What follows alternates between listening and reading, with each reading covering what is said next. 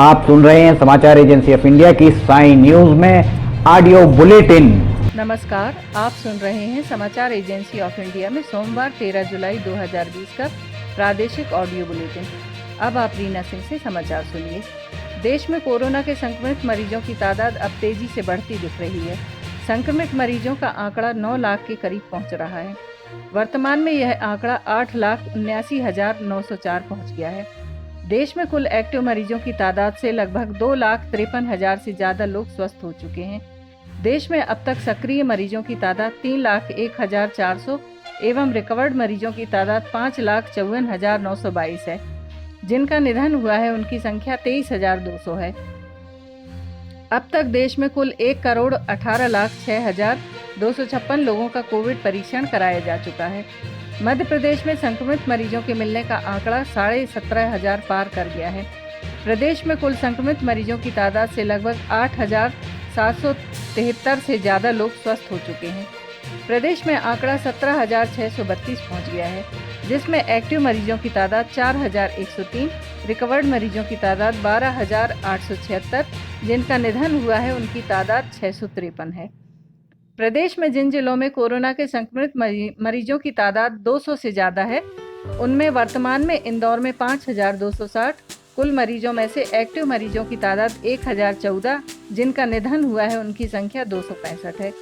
भोपाल में 3,502, कुल मरीज, एक्टिव मरीजों की तादाद 739, जिनका निधन हुआ है उनकी तादाद 121। उज्जैन में 887, एक्टिव मरीजों की तादाद 29, जिनका निधन हुआ है उनकी संख्या 71। मुरैना में कुल मरीजों की संख्या 945, सक्रिय मरीजों की तादाद 458, जिनका निधन हुआ है उनकी तादाद 5। नीमच में 496, कुल एवं एक्टिव मरीजों की तादाद 49 एवं जिनका निधन हुआ है उनकी संख्या 8। ग्वालियर में कुल 906 संक्रमित मरीजों में से 49 एक्टिव एवं यहाँ महज 3 लोग ही काल कलवित हुए हैं।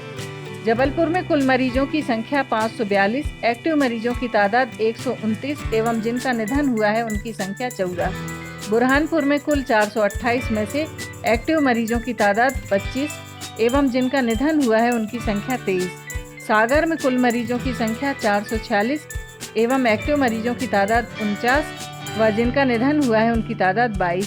खंडवा में 402 कुल एवं एक्टिव 79 व जिनका निधन हुआ है उनकी संख्या 17। खरगोन में कुल 335 मरीजों में एक्टिव मरीजों की तादाद 72 व जिनका निधन हुआ है उनकी संख्या 15। भिंड में 341 कुल संक्रमित मरीजों में से एक्टिव मरीज 79 है। भिंड में कोरोना से अब तक किसी ने भी दम नहीं तोड़ा है। देवास में कुल मरीज 258 एवं एक्टिव मरीजों की तादाद 41, जिनका निधन हुआ है उनकी संख्या 10 एवं रतलाम में कुल तादाद 222 एवं एक्टिव मरीजों की तादाद 49 व जिनका निधन हुआ है उनकी संख्या 6 है। प्रदेश में एक भी ऐसा जिला वर्तमान में नहीं है जहां एक्टिव मरीजों की तादाद 0 हो। मध्य प्रदेश के सरकारी विश्वविद्यालयों से संबद्ध प्राइवेट और सरकारी कॉलेजों की अंतिम सेमेस्टर या वर्ष की कक्षाओं में इस साल सितंबर में परीक्षाएं आयोजित कराई जाएंगी। विश्वविद्यालय अनुदान आयोग की नई गाइडलाइन के आधार पर सरकार ने यह निर्णय लिया है। इसके पहले सरकार ने निर्णय लिया था कि सभी कक्षाओं में जनरल प्रमोशन दिया जाएगा। हालांकि जो छात्र अपने अंक सुधारने के मकसद से परीक्षा देना चाहेंगे वे परीक्षा दे सकेंगे। छात्रों के लिए परीक्षा देना वैकल्पिक किया गया था, लेकिन अब आयोग की नई गाइडलाइन के कारण अंतिम सेमेस्टर या वर्ष के छात्रों को परीक्षा देना अनिवार्य होगा।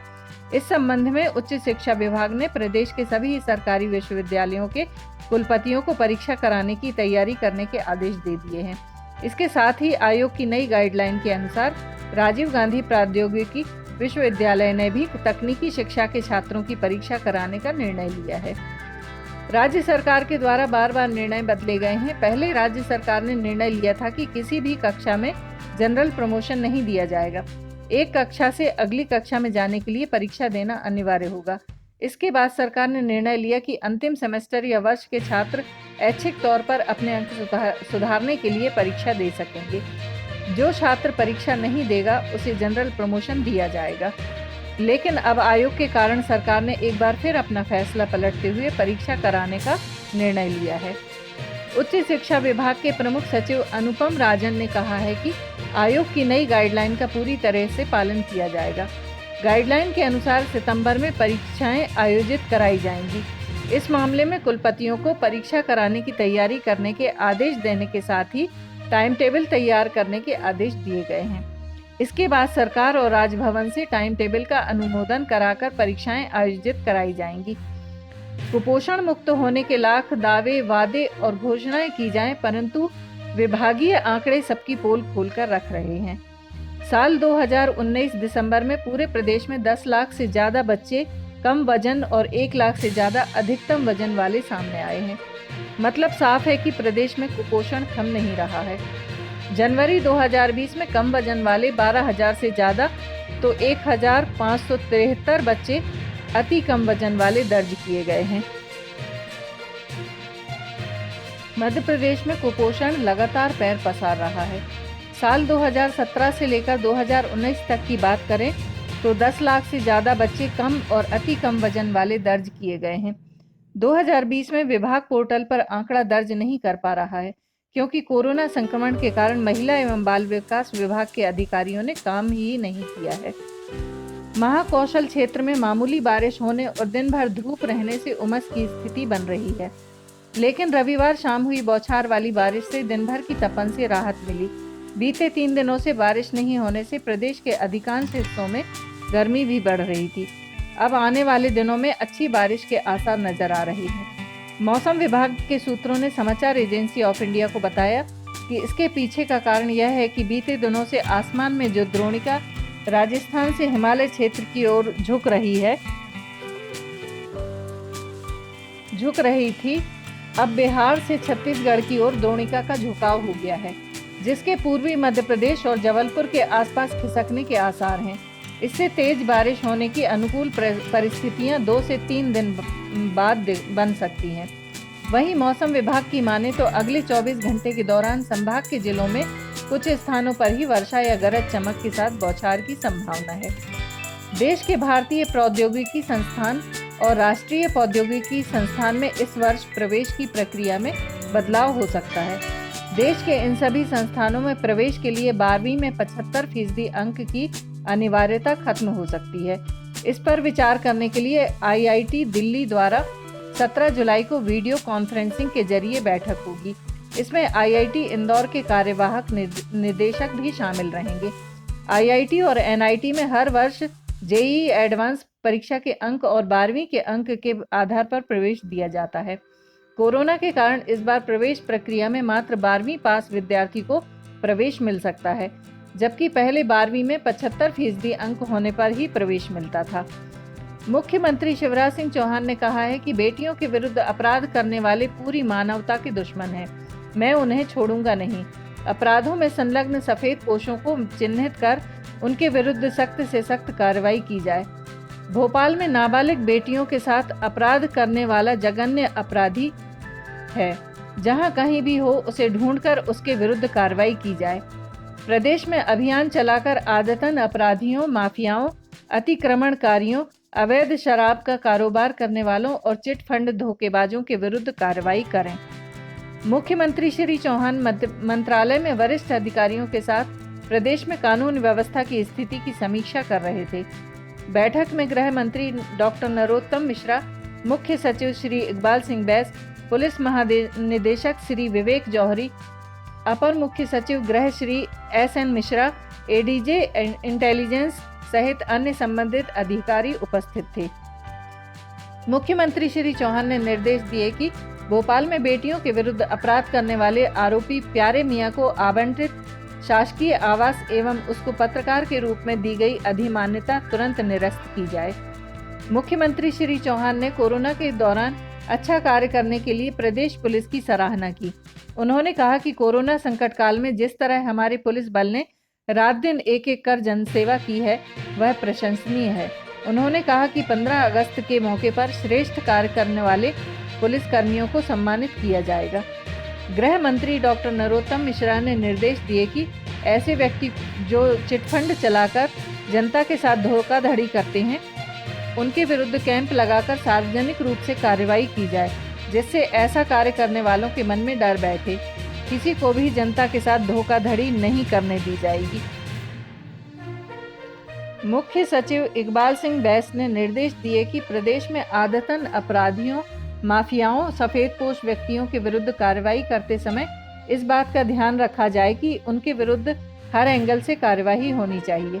ऐसे व्यक्ति किसी भी प्रकार का अवैध लाभ लेने में नहीं चूकते।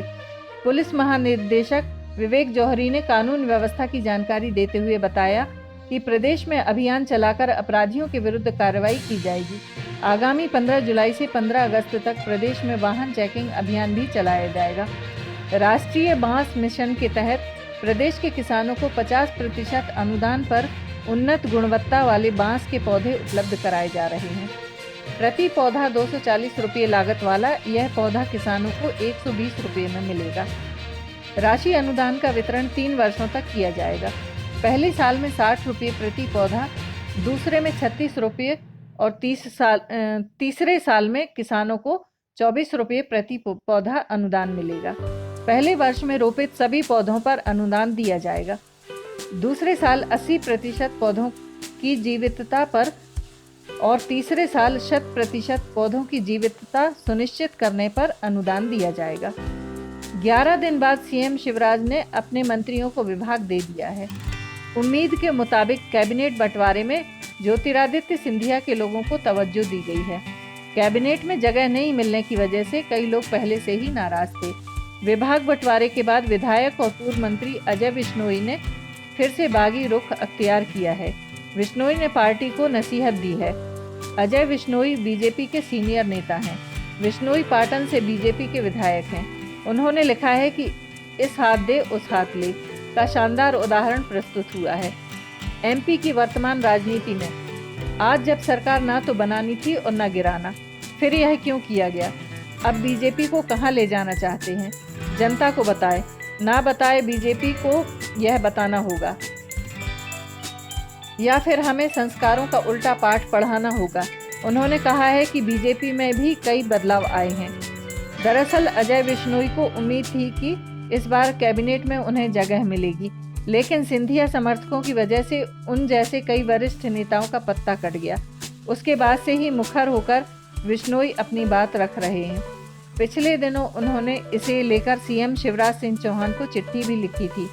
वहीं अजय विश्नोई के ट्वीट को एमपी कांग्रेस ने भी रीट्वीट किया है। साथ ही लिखा है कि मलाई बट गई, अब जल्दी जल्दी खाओ क्योंकि समय बहुत कम है। गैंगस्टर विकास दुबे के बाद एमपी से शहडोल से अतीक अहमद के शूटर मोहम्मद अख्तर को गिरफ्तार किया गया है। शहडोल एसपी ने इसे यूपी के बदमाश अतीक अहमद के गैंग का बताया है। पुलिस इसकी गिरफ्तारी के बाद यह जांच में जुटी है कि यह क्या करने एमपी आया था। शहडोल पुलिस ने यूपी के इलाहाबाद के प्रयागराज जिला अतासुइया थाना